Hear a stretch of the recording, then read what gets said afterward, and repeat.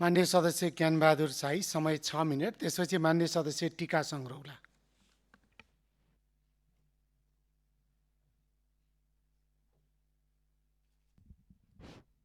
सम्माननीय सभामुखज्यू, आज विशेष गरेर हामी नेपालभन्दा अलिकति बाहिरको विषयवस्तु उठाउन चाहन्छु। आज ती लाखौँ नेपालीहरू जो आफ्नो घरको चुलो निम्न नदिन, छोराछोरीको भविष्य बनाउन र बाबुआमाको औषधि किन्न र परिवारको सपना पुरा गर्न आफ्नो देश छोडेर विदेशिएका छन् सभामुखज्यू। र आज हामी सबै नेपालीले सुन्नै पर्ने कुरा छ यो, किनभने यो कुनै सत्तापक्ष र प्रतिपक्षको विषयवस्तु होइन। परदेशमा जाने नेपालीको हातमा पासपोर्ट मात्र हुँदैन, घरको ऋण हुन्छ र आमाबुवाको आशा हुन्छ, श्रीमतीको भरोसा हुन्छ र छोराछोरीको भविष्य हुन्छ। तर आज त्यही नेपाली विदेश पुगेपछि ठगीमा पर्छ, अल्पत्र पर्छ, तलब पाउँदैन, सम्झौता अनुसार फरक काम गर्न ऊ बाध्य छ र यति धेरै मानसिक अवस्था आउँछ कि ऊ आत्महत्या गर्न बाध्य छ र नेपालमा रातो बाकस भएर फर्किनुपर्छ। सम्माननीय सभामुख महोदय, त्यो भएको हुनाले कति मान्छे छ त भन्दा हाम्रो नेपाल करिब जति अहिले हामी नेपालमा बस्छौँ यसको बराबरी छ। तर 70 लाखले मात्रै तपाईँको अहिले तपाईँको श्रम स्वीकृति लगेको रेकर्ड छ। तर रेकर्ड नभएको जोड्ने भने झन्डै 1 करोड मान्छे आज विदेशमा छ। तर तिनीहरूलाई नेपाल सरकार छ कि छैन जस्तोको व्यवहार राज्यबाट भइरहेको छ। यो केवल सङ्ख्या होइन, आधा देश बाहिर छ। विदेशमा पसिना बगाएर नेपाली युवाले पठाएको पैसाले नेपालको अर्थतन्त्र धानेको छ। पछिल्लो तथ्याङ्क अनुसार झन्डै 21 खरब रुपैयाँ चाहिँ रेमिटान्सबाट नेपाल आएको छ र नेपाल धानिरहेको छ। आज तपाईँ हामीले खाने यो तलब पनि त्यो रेमिटान्सबाट देश चलिरहेको छ। जसले नेपालको अर्थतन्त्र धानेका छन् उनीहरूको जीवन अधिकार कसले धान्ने? सम्माननीय सभामुखज्यू, हामीले विदेशबाट रेमिटान्स मात्र भित्राएका छैनौँ, हरेक वर्ष हामीले रातो बाकस पनि भित्राएका छौँ। करिब 16,760 जना मान्छे अहिले विदेशमा मरेर रातो बाकसमा नेपाल फर्किएका छन्। हरेक सङ्ख्याको पछाडि एउटा परिवार छ। एउटा बाकस नेपाल फर्किँदा एउटा घरको सपना फर्किँदैन। एउटा सब विमानस्थलमा झर्दा एउटा परिवारको भविष्य पनि भत्किएको हुन्छ। जापानकै उदाहरण हेरौँ सम्माननीय सभामुखज्यू, अहिले 1 वर्षमा जापानमा झन्डै 73 जना मान्छेको मृत्यु भयो। 73 मध्ये 28 जना मान्छेले आत्महत्या गरेका छन्। 28 जना मान्छेहरू आत्महत्या गर्न बाध्य कसरी पारिएका छन् भने जापानमा आज हजारौँ विद्यार्थीहरूलाई अल्पत्र पारिएको छ। नेपालबाट जापान लिने कन्सल्टेन्सी खोलेका छन् र अल्पत्र पारिएको छ र कुकिङ भिसा भन्दै अल्पत्र पारिएको छ। अब ती अपराधीलाई कारबाही गर्ने कि नगर्ने यो प्रश्न खडा भएको छ र त्यो अपराध गर्ने अपराधीहरू विभिन्न सत्ता र शक्तिको आडमा भातृ सङ्गठनको कार्यक्रम गर्दै हिँड्छन्। अहिले पनि कार्यक्रम गरिरहेछन् ठाउँ ठाउँमा ठुल्ठुला। तपाईँ हामी जाँदाखेरि एयरपोर्टमा फुलमा खादा माल्न लाउने तिनीहरू नै हुन्छन्। तर हिजो अर्कै पार्टीका थिए, तर आज सत्ताधारी पार्टीका सदस्य छन् तिनीहरू। तिनीहरूलाई कारबाही गर्ने कि नगर्ने यो प्रश्न आज यहाँ उठेको छ। र अर्को एउटा ठुलो समस्या छ विदेशमा, के छ भने 75,000 नेपाली बराबर एउटा कर्मचारी छ विदेशी निकायमा। आज एउटा गाउँपालिकामा झन्डै 250 देखि 300 जना सरकारी कर्मचारी हुँदा आज 75,000 नेपाली बराबर एकजना कर्मचारी राख्यो भने उसले सुविधा दिन सक्छ कि सक्दैन? सुविधा दिन नसकेका कारणले गर्दा आज तपाईँको त्यहाँ राज्य छ कि छैन भन्ने स्थिति पैदा भएको छ। सम्माननीय सभामुखज्यू, विदेशमा मात्र अप्ठ्यारो छैन, यही नेपालमा पनि आज नेपालमा बसेर केही एजेन्टहरूले कन्सल्टेन्सी र गिरोहहरूले युवालाई सपना बेचिरहेका छन्।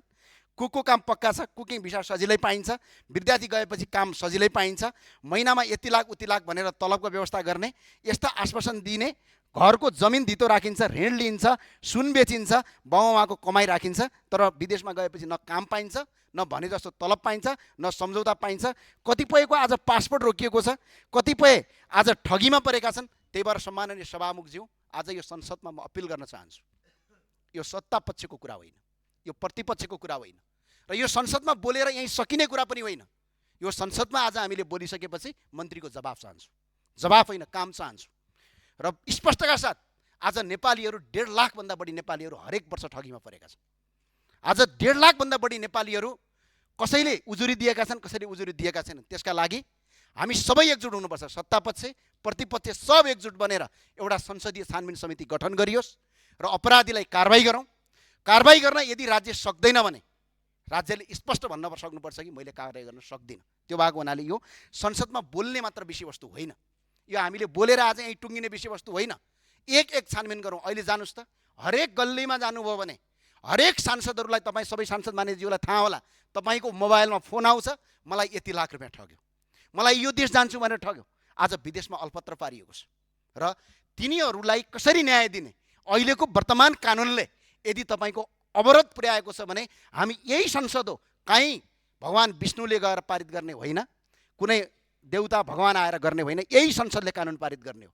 सरकारले कानुन बनाएर ल्याएर आउनुहोस्, हामी सत्ता पक्ष प्रतिपक्ष नबनिकन यहीँबाट हामी कडा कानुन पारित गरौँ।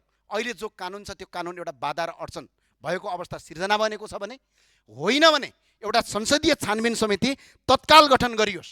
यसमा अपराधीलाई कसरी कारबाही गर्ने, नेपालका कन्सल्टेन्सीहरूले के गर्ने, यति धेरै ठगी भएको छ। आज मान्छे विदेशमा मर्न अल्पत्र परेको छ।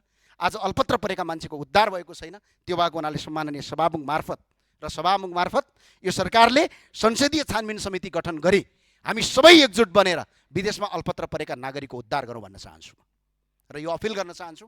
र यो यदि फेरि भएन भने फेरि हामी यो आवाज उठाउँछौँ र आज जसरी पनि देश विदेशमा अल्पत्र परेका नेपालीहरूलाई उद्धार नगरिकन, ती नेपालीहरू सुरक्षित नभइकन नेपाल सुरक्षित हुँदैन। सम्माननीयज्यू, जहाँ नेपाल कतिखेर सुरक्षित हुन्छ भने उनीहरू सुरक्षित भयो भने उनीहरूको परिवार सुरक्षित हुन्छ, परिवार सुरक्षित भयो भने नेपाल सुरक्षित हुन्छ।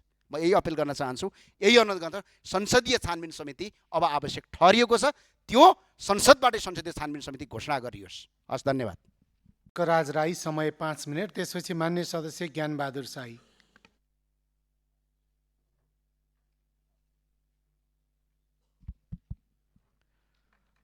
सम्माननीय सभामुख महोदय,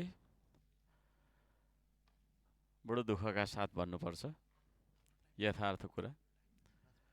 प्रधानमन्त्रीज्यू सीमा रक्षा गर्न नसक्ने, गृहमन्त्रीले सुरक्षा दिन नसक्ने, शान्ति सुव्यवस्था दिन नसक्ने, आपूर्ति मन्त्रीले ग्यास मल दिन नसक्ने, श्रम रोजगार मन्त्रीले रोजगारी दिन नसक्ने, अर्थमन्त्रीज्यूले बजार दिन नसक्ने, राहत दिन नसक्ने, महँगी नियन्त्रण गर्न नसक्ने, सहकारी पीडितले पैसा फिर्ता नपाउने, न्यायालय छ न्याय नपाउने, अस्पताल छ उपचार नपाउने, अनि हामीले गरिरहेको कुरा के होला?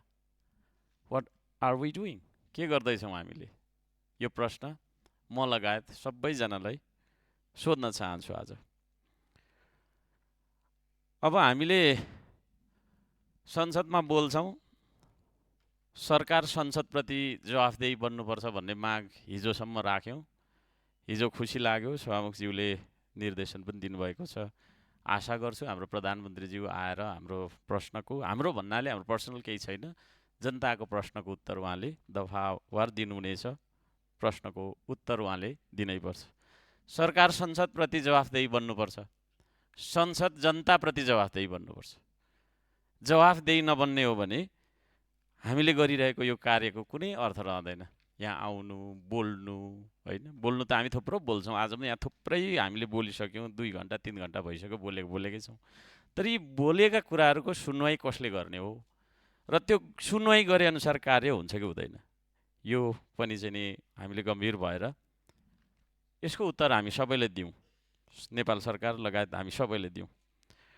अब यहाँ भूमि व्यवस्था, सहकारी, सङ्घीय मामिला तथा सामान्य प्रशासन मन्त्री थुप्रै उहाँको चाहिँ त्यो लामो छ मन्त्रालयको नाम।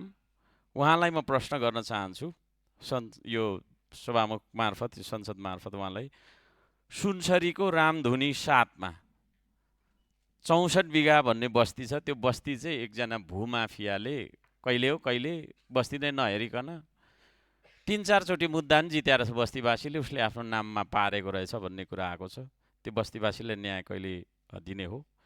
बराहा बचत तथा ऋण सहकारी संस्था धरानमा अरबौँ पैसा डुबेको छ बचतकर्ताको, त्यो पैसा कहिले पाउने हो? विशिष्ट यी 2टा कुरा मैले राख्न चाहेँ। त्यसै गरी